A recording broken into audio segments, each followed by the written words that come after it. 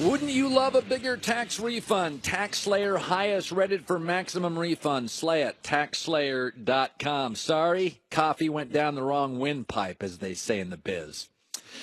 Aaron Rodgers appears to be irritated with the Packers' off-season moves. They got rid of his quarterback coach. Alex Van Pelt didn't tell him. Got rid of Jordy Nelson, picked up by another team immediately. Didn't really ask his opinion. Aaron Rodgers was on a radio station in Milwaukee or Green Bay. It's on 102.9 FM, The Hog. Man, I bet that station rocks. 102.9 FM, The Hog, Bob and Brian Show. Here's Aaron Rodgers. All right, on draft night, where are you going to be? I don't know. I couldn't even tell you when the draft is. You're not going to be perched on Mike McCarthy's right shoulder, helping him or telling him who you need on your side of the ball this year? I think it's pretty clear that players play and coaches coach and personnel people make their decisions. That's the way they want it. That's the way they want it.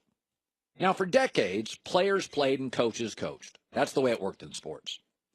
But over time, it has changed, perhaps primarily because of LeBron James, who created a world where superstar athletes are now at least worthy of being told huge moves before they happen. Hey, LeBron, heads up, we're doing this. Hey, Aaron, what do you think? Heads up. Now, some stars don't want a heads up. Tim Duncan didn't, trusted his franchise. Tom Brady largely been frustrated a few times, but he does football, Bill does coaching and personnel. Not every star wants that responsibility. But what is interesting is Aaron Rodgers, and this now is not the first time he's passively aggressively noted it, appears to be an athlete who would like at least a little more say and a little heads up. Just a little. And I think he's earned that right.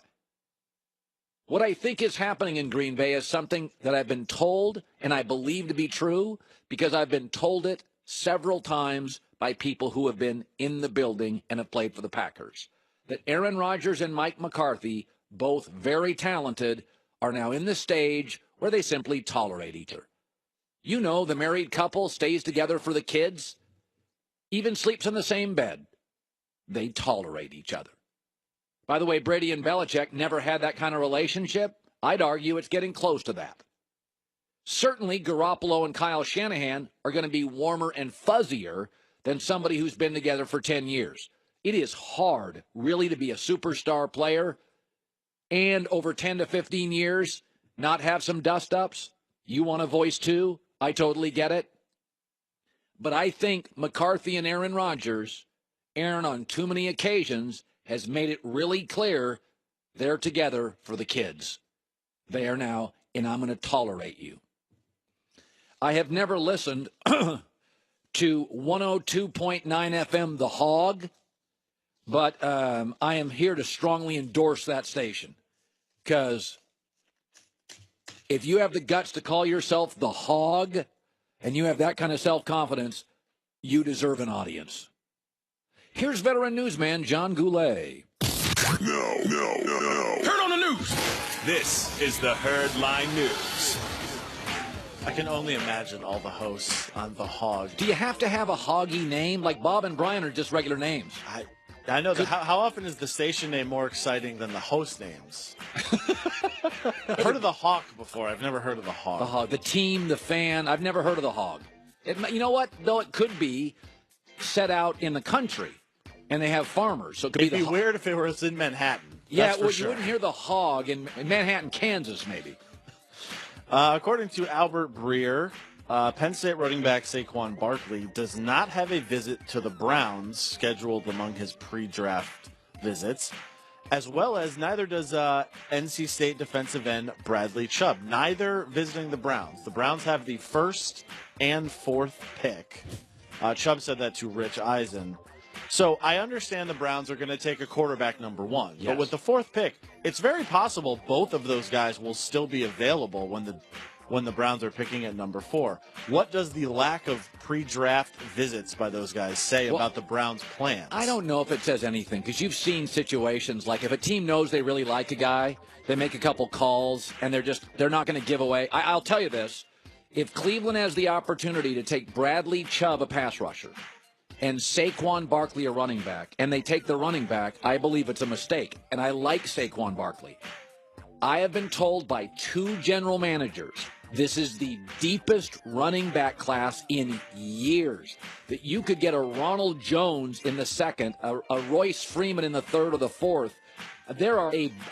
Georgia has 2 running backs who will both play extensively next year as rookies. Listen, I got nothing against Saquon Barkley. But if there were 7 pass rushers in this draft and 1 good running back, then I would say take Saquon Barkley. He's a home run hitter. But Bradley Chubb, they are saying is the best pass rusher at least in the last 3 drafts. And outside of quarterback and maybe left tackle, pass rusher is the most valuable position in American pro sports. Yeah, many people have said that last year when Myles Garrett, the pass rusher, went number 1, Chubb would have gone ahead of him had he been in last year's I've read draft. That. Yeah. And it also, you can take a guy without talking to him. You might have decided, hey, we love Chubb. If he's there, we're just going to take him. So we don't need to talk to him. That's not unheard of. The Bears last year barely talked to Mitch Trubisky, and they traded up to get him. So it doesn't always mean they're not interested. Totally agree.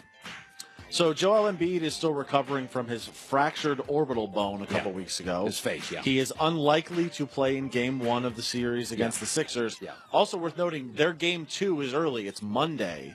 So if he can't play Saturday, it's obviously possible he might not be ready for Monday either. Well, I think Miami, if they could split in Philadelphia with no Embiid, that's the win in the series. I do think Miami will protect its home court in at least one of the games. Philadelphia, I think their length is better. Their youth is better. They play better defense. They're a longer team. I think Spoelstra is a really good coach. Yeah. And Miami's not at full strength in this series. Sure. So I would take Philly. Right. So Embiid spoke to the media yesterday. He decided to put on his black mask. I guess he's going for like a Phantom of the Opera thing. Yeah. And he was talking about critics of his questionable health. Last year, I kind of had a knock on me for not playing a lot of games, and this year, when I actually do play a lot of games, so I don't know what excuse they're going to find next. I like Embiid. Am I really supposed to believe the dude in the iron mask is gonna take down LeBron? No. I mean, do we even know if that was him? That could have been anybody behind that thing. Yeah, he's funny. I will say this. He's like a joyful guy. Like every time you see him, he's laughing, he's smiling. He'd be a good locker room guy. For sure. Because centers can often be. Kareem was stoic. Dwight Howard's difficult.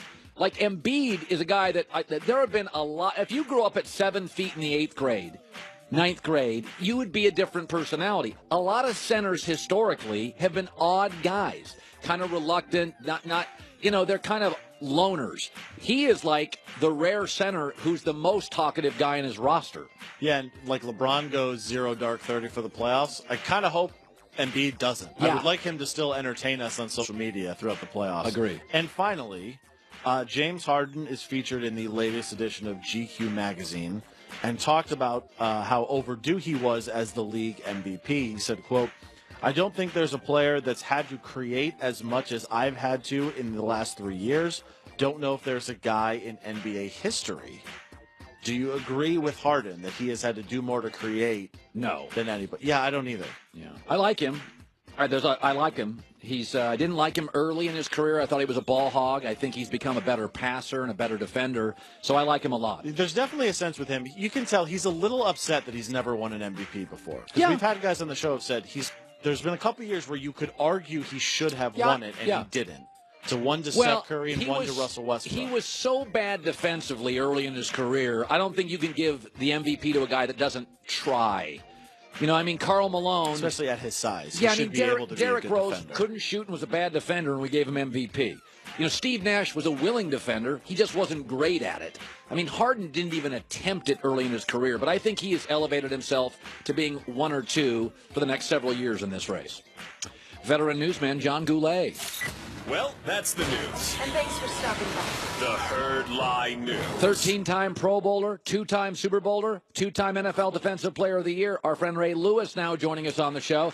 All right, we got a piece of tape we'll get to in about 5 minutes. So we got some tape you're going to break down. I want to start with this, though. Des Bryant's meeting with Jerry Jones. The camp starts for the Cowboys on Monday. So here he comes. He's a $16 million cap hit Yeah. And he's not. That's the third highest receiver cap hit. Dez ain't the third best wide receiver. Right. And they brought in Allen Hurns. So if you knew, Ray, that you were past your prime and you were a $16 million cap hit, and there was a growing belief around the league, it's time to dump Dez. When you went into that meeting with Jerry Jones, what would you try to do? Be in Dallas. Dez has to take a hard look at where he is in his career, right? And I think we all do. And I think Dez Bryant, let's take money, right? Because a lot of this is driven by money. Sure, right? a lot of it. Right. So Dez Bryant will make more money off the field staying in Dallas than he will make going to Jacksonville or something. Anywhere else for 2 years. So would you take a pay cut? I think the legacy is much bigger than the ego. The ego in this one, if you let money go, I'm sure Dez made enough good money. Oh, yeah. Right? And so build on that.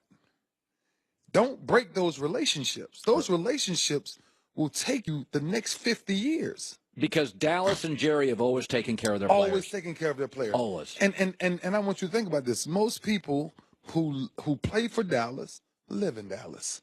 No state tax. No state tax. You're a king there, right? And so I'm serious. Like, I think Dez should really think about this when he walks into this office and not get into this ego of, am I Antonio Brown? Am I Julio Jones? Am I all these guys? No, I don't. Okay, let them do what they do. You have a different relationship in Dallas with Jerry Jones than you would with any other owner. Any other owner. Fair enough. Yeah. Okay, so it used to be that players played, coaches coached.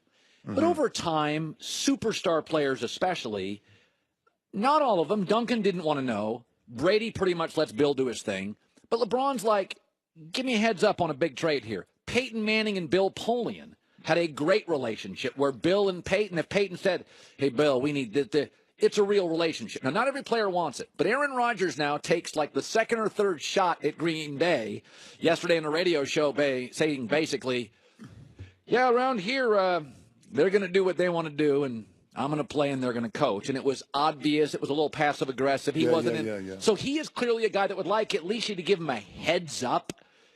Jordy Nelson, give him a call on the phone and ring or something. Now, let me ask you.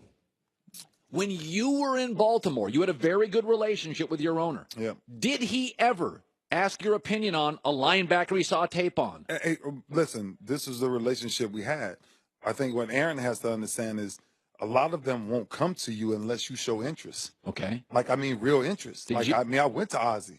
Like, Ozzy, let me help bring some people in here. You know, I mean, you got to think about where I was in my career when we first got to Baltimore. We had to piece that team together. Oh, no question. Yeah, we had to find the right people. So give me a player that you went to Ozzy and said, I think this guy helps our locker room. Sam Adams. Oh, the big defensive tackle. Immediately. Seattle. Immediately. Well, what did you say to him? We thinking about signing Rod Wilson. I need him. Get him on the phone. We thinking about bringing Shannon. I need him. Shannon Sharp. Get him on the phone. So there were guys that you knew. Did you know it was their playing ability, their locker room, their leadership? What was it? It was everything.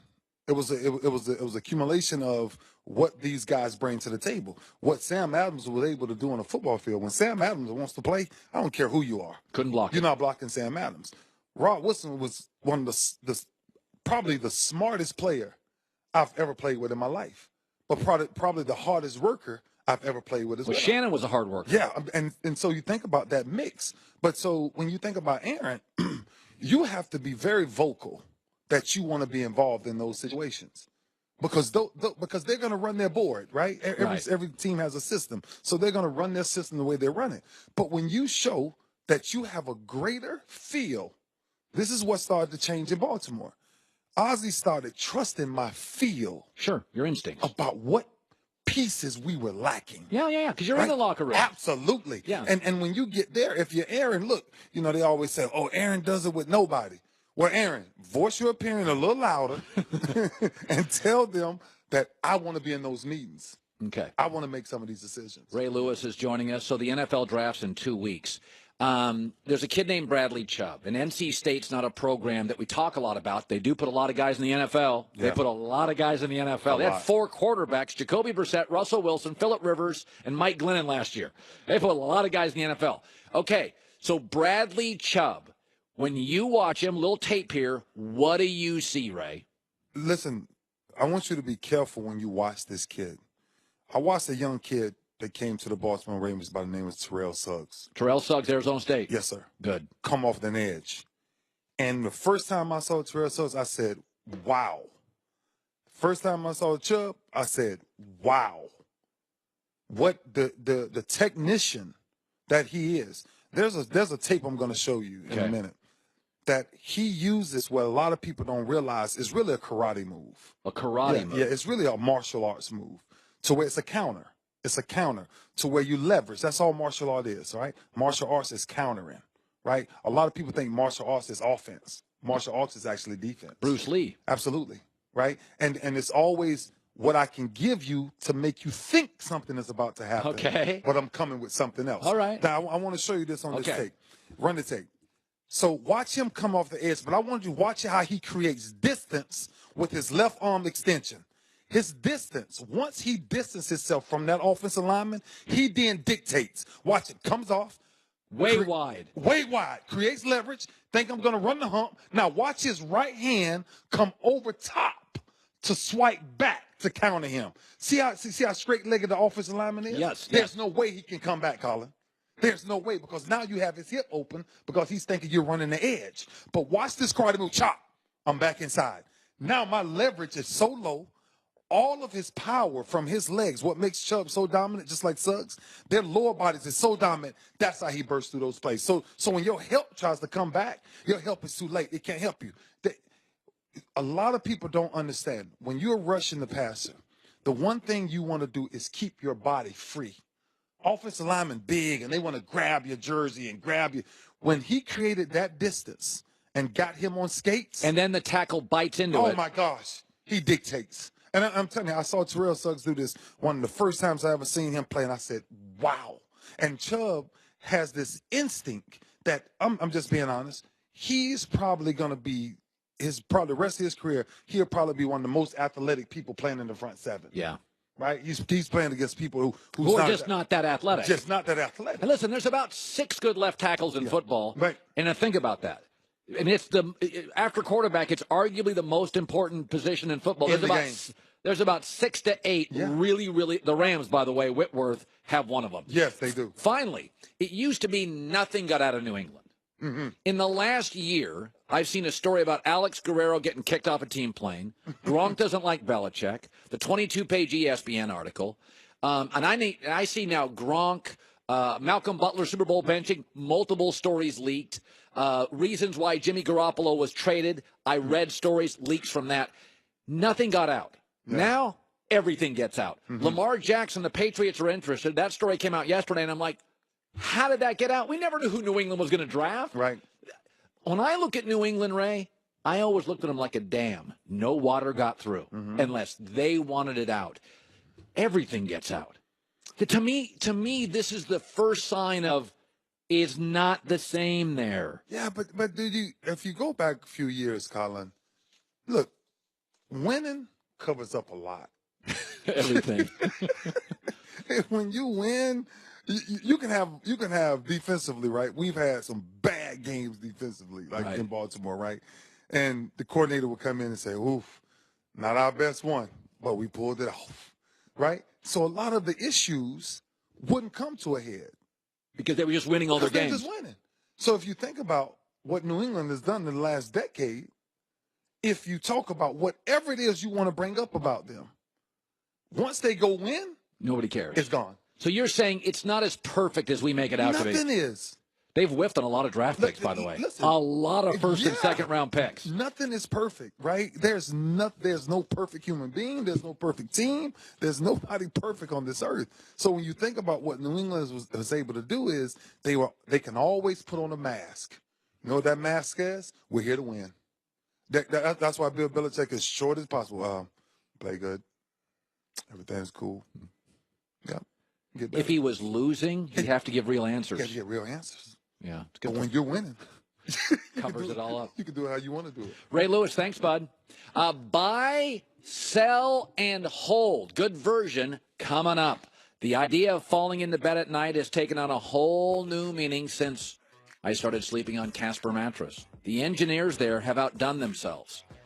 3 unique mattresses that will help you sleep cool and comfortable year-round. 36 different pressure points that relieve pressure in these beds. More breathable, more comfortable than ever. And they're all designed with zone support to coddle and comfort your every move. I sleep better now than I ever have because of Casper. And they'll ship it to you for free after you buy it and give it to you for 100 nights. Over 3 months. If you don't like it, they'll ship it out for free and give you a refund. But there's a reason they offer it. Nobody ever does.